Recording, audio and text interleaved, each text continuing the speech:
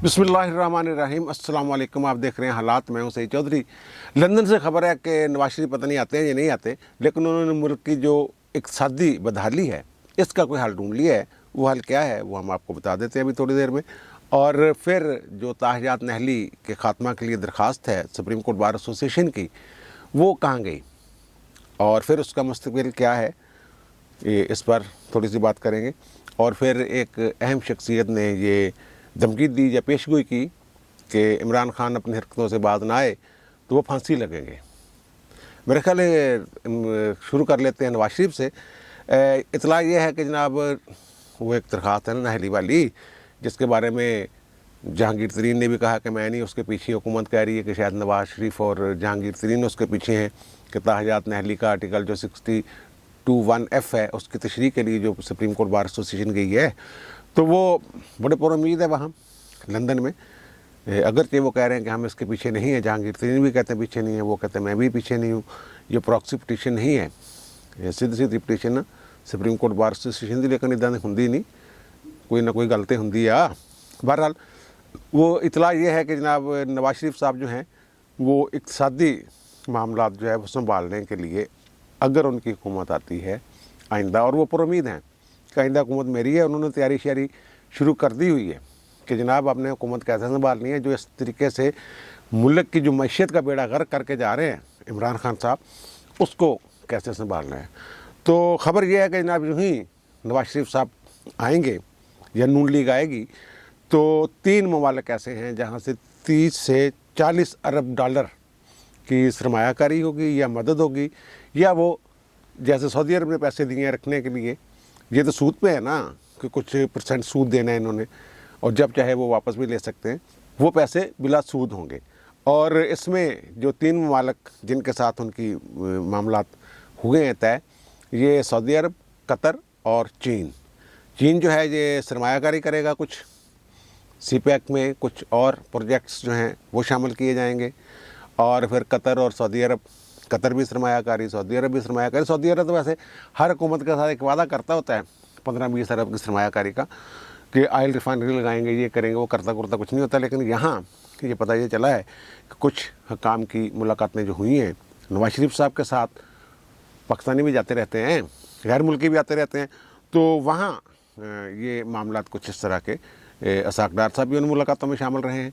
ये कोई एक दिन की मुलाकातों की बात नहीं कर रहा है, ये मैं पिछले कुछ 2-4 माह से जो मामला चल रहे थे, जब से इमरान खान ने जो बेड़ा गर्क किया है इस मुल्क की मैशियत का, उस वक्त से वो कहते हैं मैं बड़ा परेशान हूँ, नवाज शरीफ साहब कहते हैं।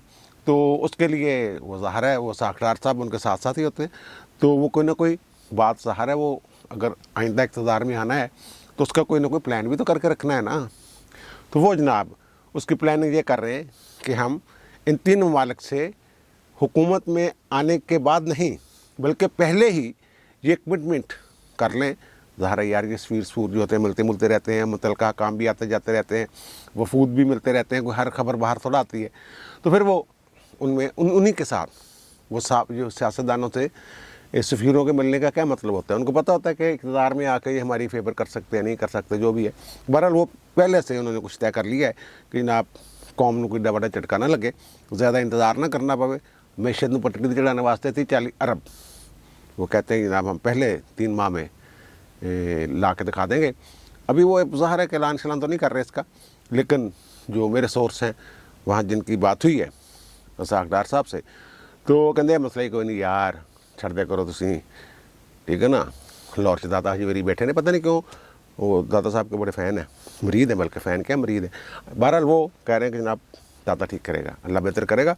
अच्छा ये तो होगी जनाब वो वाली बात। और अब वो बात, एक और बात भी चल रही है आज कि सैयद हैदर इमाम रिजवी साहब हैं, ये अदलिया के हवाले से बात करने लगूँ, मेंबर जुडिशल कमीशन है सिंध से, तो उन्होंने पाकिस्तान बार कौंसिल और सुप्रीम कोर्ट बार एसोसिएशन को ख़त लिखा है कि जनाब गुलजार चीफ जस्टिस पाकिस्तान गुलजार अहमद साहब जो हैं वो रिटायर हो रहे हैं यकम को, तो उनका जो आखिरी फुल कोर्ट रेफरेंस होता है उनके एजाज़ में और एक रात को अशाइया दिया जाता है, उसका बाइकाट करेंगे, क्योंकि 3 जनवरी को आप लोगों ने वादा किया था कि अगर मेरिट के ख़िलाफ़ सीनियरिटी लिस्ट के तोड़कर किसी का तकर्रर किया जाता है सुप्रीम कोर्ट में, तो फिर हम जो उनके अशाइया में और फेयरवेल जो है یا الوداعی ان کا فل کوٹ ریفرنس اس میں شریک نہیں ہوں گے، تو جناب وہ وعدہ پورا کریں، کیونکہ لاہور سے عائشہ ملک صاحبہ کو لے گئے چوتھے نمبر سے اٹھا کے.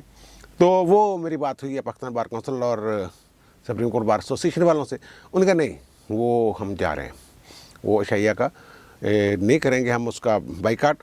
اس کی وجہ انہوں نے کہا ہے یہ قاضی فائد اس والے کیس میں عدلیہ نے بڑی جرات کے ساتھ فیصلہ دیا ہے. یہ احسن بون صاحب کی بات ہے، میرے ساتھ ہوئی ہے جو، اور وہ کہتے ہیں کہ عدلیہ نے آزادی کی طرف جو ہے وہ ایک انہوں نے کچھ اور کہا تھا، لیکن مفہوم اس کا یہ ہے کہ آزادی کی طرف عدلیہ نے اپنے سفر کا آغاز کیا ہے اور بڑی ضرورت کے ساتھ آزادی کا، اپنی آزاد ہونے کا اظہار کیا. اور ہم مستقبل میں توقع رکھتے ہیں کہ آئندہ بھی عدلیہ جو ہے وہ غیر جانبداری کا اور بلا دباؤ فیصلے کرنے کا اپنا جو علم ہے وہ بلند رکھیں گے. تو کوئی بات نہیں، اوکے ہم جا رہے ہیں. یہ تو ہو گیا کہ وہ نہیں کر رہے. اور ایک اور بات، 3 دن پہلے پٹیشن فائل ہوئی سپریم کورٹ میں constitutional, supreme court bar association کی طرف سے، اور اس میں انہوں نے یہ کہا کہ جناب یہ تاحیات نہلی والا جو آرٹیکل ہے اس کی تشریح فرما دیں. اور انہوں نے مختلف نکات اس میں اٹھائے ہوئے ہیں. مین نقطہ تو یہی ہے کہ جناب جو آئین کی تشریح ماضی میں کی گئی ہے 2018 میں ساکن سار والی کورٹ نے، وہ 62(1)(f) کی، وہ جو بنیادی آئینی حقوق ہیں ان سے متصادم ہے، ان کا خیال نہیں رکھا گیا. اور دوسرا پھر جو توبہ کا دروازہ تو ہمیشہ بند ہوتا ہے، ایک بندے کو ایک دفعہ کے لیے نااہل کیا جا سکتا ہے، ہمیشہ کے لیے نہلی جو ہے نا تاحیات نہلی والی بات غلط ہے. آپ اس کی ذرا تشریح فرما دیں. حکومت کہہ رہی ہے جناب یہ پراکسی پٹیشن ہے، پیچھے کچھ اور طاقتیں ہیں. یہ اپنے وہ کہہ رہے ہیں نہیں جی ہم خود کر رہے ہیں، ہمیں پتہ ہے اس ملک میں کیا ہو رہا ہے کیا نہیں ہو رہا. اب یہ پتہ چلا ہے کہ جناب اس درخواست پہ لگا دیا سپریم کورٹ کے رجسٹرار نے آبجیکشن.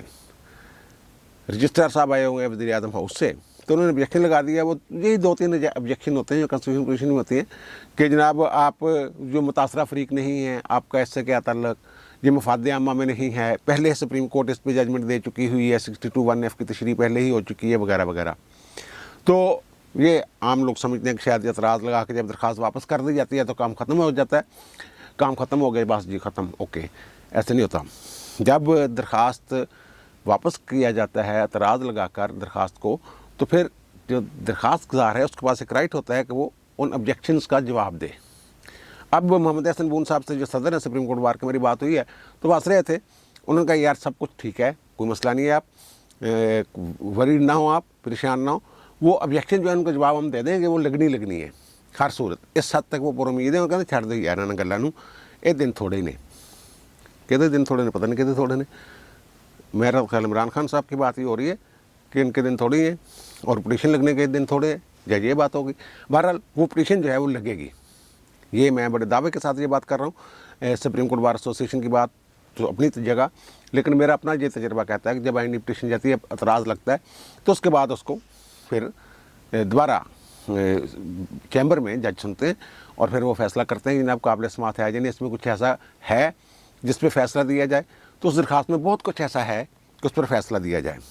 تو وہ درخواست جو ہے وہ میرا خیال ہے کہ اگلے ہفتے اس جو اعتراضات ہیں ان کے جواب دے دیے جائیں گے، اور پھر وہ درخواست جو ہے وہ میں پھر دعویٰ کر رہا ہوں کہ وہ درخواست ہر صورت بینچ میں سماعت کے لیے پیش ہوگی. یہ اعتراضات کے ساتھ وہ ختم نہیں ہوگی درخواست، وہ درخواست آگے چلنی ہے اور اس کے بہت سارے مثبت نتائج جو ہیں وہ قوم کے سامنے ہیں. میرا خیال ہے، میں اپنے وہ کہہ رہا ہوں جو اپنی تجربے کی بنیاد پہ جو میں نے بہت سے 20-22 سال کورس میں رپورٹنگ کی ہے، تو اس سے مجھے لگتا ہے کہ اوکے کچھ نہ کچھ بہتر ہو جائے گا. اور پھر میں نے وہی بات کی، میں نے کہا یار وہ فروغ نسیم صاحب، ان کا فروغ نسیم تو یار میں اب کیا بات کروں، انہوں نے کچھ 2-3 ایسی باتیں کی پنجابی میں جو ہم کھلے عام نہیں کر سکتے. بہرحال وہ کہتے ہیں فروغ نسیم بس اپنے پتہ نہیں کس موج میں ہے، اپنے جو کلیگز ہیں ان کے، ایون علی ظفر کے ساتھ بھی مشورہ نہیں کرتے ہیں. وہ کہتے ہیں میری علی ظفر صاحب کی بات ہوئی ہے جو قانونی اصلاحات وغیرہ کا بل شل بنا رہے، تو کہ کیا آپ کے ان کے ساتھ کوئی بات ہوئی ہے؟ انہوں نے کہا میں نے تو پوچھا بھی نہیں، میں نے تو پتہ ہی نہیں کی ہو رہا. ایسے چلو اس کو الگ کرتے ہیں. اب آتے ہیں بات اس بات کی طرف کہ کس نے دھمکی دی ہے عمران خان صاحب کو، کہ یا پیشگوئی کی ہے کہ اگر یہ باز نہ آئے تو یہ ان کو پھانسی لگے گی. یہ بڑی خطرناک بات ہے.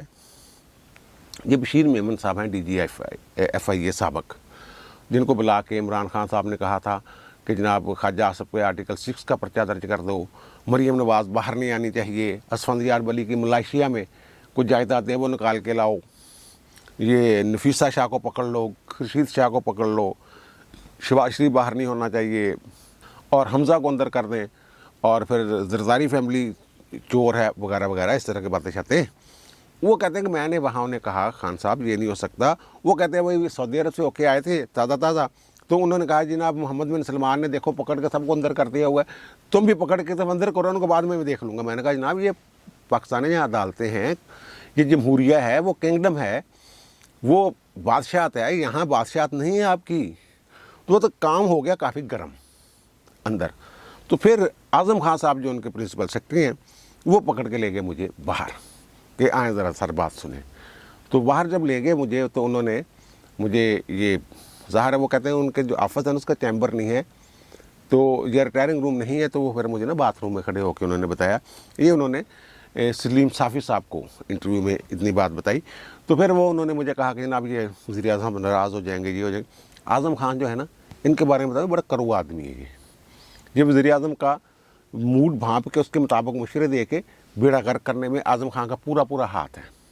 وہ جو تھا نا خورشید طاہر خورشید لاہور میں پرنسپل سیکرٹری وزیر اعلیٰ کا، بڑا لٹ مار مچائی ہوئی تھی انہوں نے مل کے وزیر اعلیٰ کے ساتھ، اور ڈی پی او کا تبادلہ، ایس ایس پی کا تبادلہ، یہ ہے وہ ہے۔ وہ اس نے کسی نے بتایا کہ جو آئی جی تھے نا انعام غنی، طاہر خورشید اور انعام غنی گورنمنٹ کالج میں ایک ہاسٹل میں رہتے تھے۔ طاہر خورشید کے پاس ٹریل سی ہوتی تھی ایک موٹر سائیکل، میں نے دیکھی ہوئی ہے۔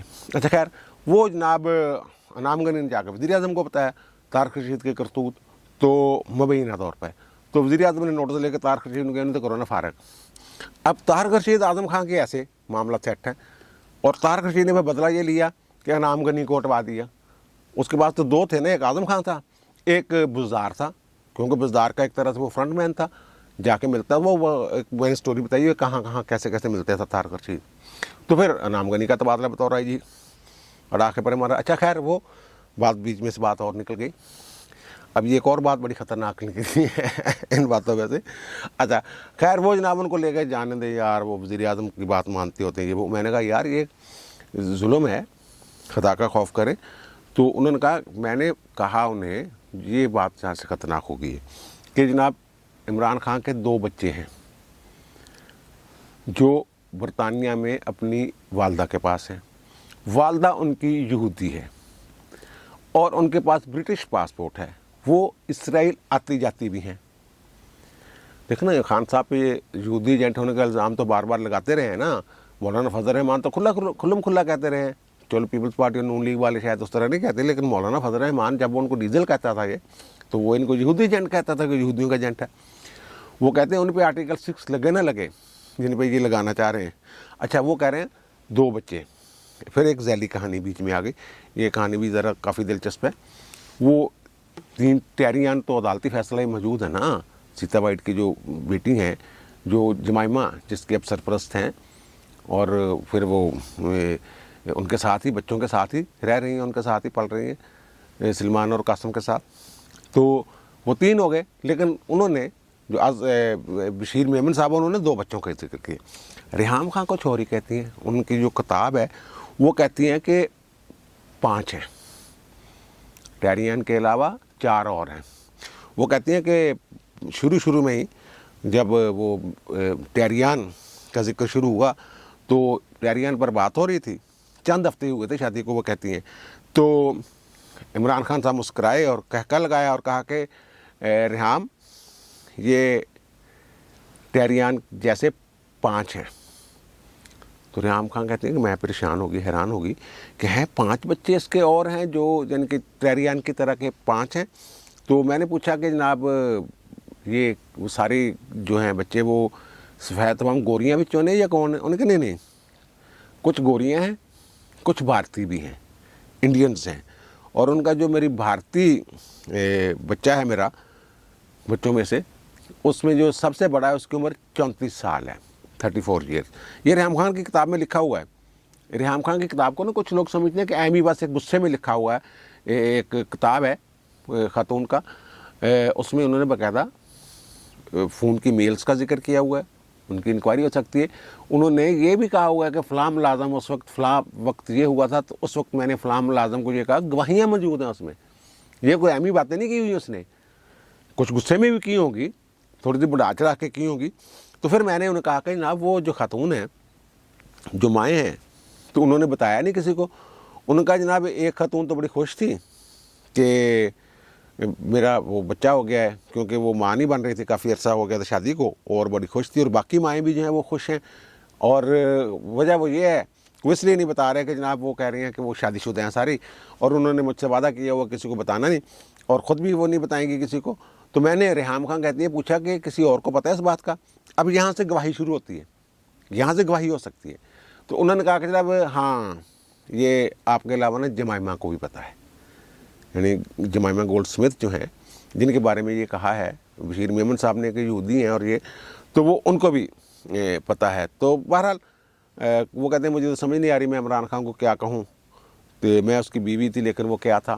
بہرحال اس طرح بات کی ہے, کچھ غصہ نکالا ہے انہوں نے اپنا, لیکن انہوں نے یہ کہا کہ 5 ہیں, صرف پیاری یعنی ایک نہیں ہے. ایک بات اچھا خیر, وہ اعظم خان صاحب جو ہیں ان سے وہ کہتے ہیں بشیر میمن کہ بھائی وہ یہودی, ان کے بچوں کی ماں یہودی ہے, برٹش پاسپورٹ ہے, اسرائیل بھی آتی جاتی ہوں گی, ظاہر کارڈ پہ ہوگا نا چیز.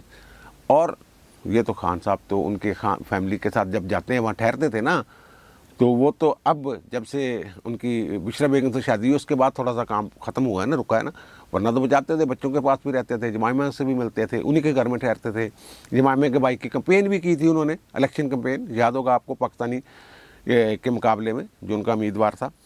تو خیر وہ ہار تو گئے تھے, لیکن خان صاحب تو پورا کر رہے تھے. اب بشیر میمن صاحب یہ کہہ رہے ہیں کہ وہ جاتی ہیں آتی ہیں اسرائیل سے, یہ بھی جاتے ہیں, یہ اسرائیل کو کچھ دے نہ رہا ہو, کچھ راز نہ بیچ رہا ہو, کچھ بھی ہو سکتا ہے. وہ کہتے ہیں یہ الزام لگانا بڑا آسان ہے, وہ کہتے ہیں ٹھکا ٹھک ہو جائے گا اگر یہ بات نہ آئے اپنی حرکتوں سے. یہ پتھر کے دور میں نہیں رہ رہے ہم. اگر یہ انتقامی کارروائیوں میں اس حد تک بڑھ جاتے ہیں جھوٹے کیسوں میں کہ وہ کہتے ہیں کہ آرٹیکل 6 اٹھا لو, فلاں کو پکڑ لو, فلاں کو اٹھا لو, تو جب وہ آئیں گے تو وہ چپ کر کے بیٹھیں گے. وہ کہتے ہیں ان کے خلاف کیس بنانا تو بڑا آسان ہے, ایسے منٹوں میں بنے گا. تو انہوں نے کہا نہیں چلو چھوڑیں, اس پہ جرگہ کر لیں گے ہم. جن جرگہ ہوتا کہ وہ پٹھان ہے نا, مل بیٹھ کے کہیں پنچایت میں یہ بات کر لیں گے, چھوڑ دیں اس بات کو. تو انہوں نے کہا نہیں, میں کہنا ہے اس بندے کو پھانسی لگنی ہے, پھانسی, اگر یہ اپنی حرکتوں سے باز نہ آیا. اور وہ جو میں نے ذکر کیا جمائمہ والا اور وہ اسرائیل والا, یہ وہ تو ایسے ٹانڈے ملیں گے آپس میں, ڈانڈے, وہ تانے بانے جو بناتے ہیں کیس کے, جیسے بھی بناتے ہیں کہ یہ خان صاحب بچ کے نکل نہیں سکتے اس سے. صرف اگر جھوٹا کیس بنانا ہو تو وہی کیس کافی ہے. اگر یہ تنگ کریں گے تو ان کے پاس بڑے پکے کیس ہیں ایسے. وہ اس کی آنے جانے کا یہ وہ سفر, اور پھر جہاں جا کے ملتے ہیں جمائمہ کے ذریعے پیغام رسانی ہو رہی ہے. یہ الزام ہی لگا دینا نا کسی نے, اور پھر عدالتوں میں ایسے پروپیگنڈا کیا جائے کہ جناب یہ جیسے یہ شہزاد اکبر کرتا رہا ہے. وہ کہتے ہیں پھر تو بڑی مشکل ہو جائے گی اس بندے کو, آرٹیکل 6 کیا پتہ نہیں کیس کی قصوں میں پھنس جائے گا اور پھانسی ہو جائے گی. اس طرح کے خان صاحب کے بارے میں باتیں. تاہم پھر مجھے آج یہ کسی نے کہا ہے کہ تسلی رکھیں, بس دن گنیا کرو انگلیاں تھے, ٹھیک ہے نا. انگلیاں دن گننا مطلب کہ 24 دن, پتہ نہیں کتنے دن لگ دینے. بہرحال یار وہ کہنے والی کہہ رہے ہیں نا کہ خان صاحب جو ہیں وہ دن, وہ برے دن شروع ہیں, اور برے دنوں میں پھر وہ اضافہ ان میں جو وہ کہتے ہیں سیاہی دنوں کی جو ہے اس میں اضافہ ہی ہو رہا ہے, کمی نہیں ہو رہی, گڑبڑ بڑھ رہی ہے. اب دیجیے مجھے اجازت. اللہ تعالیٰ آپ پر, مجھ پر, ہم سب پر مہربان رہے. اللہ حافظ.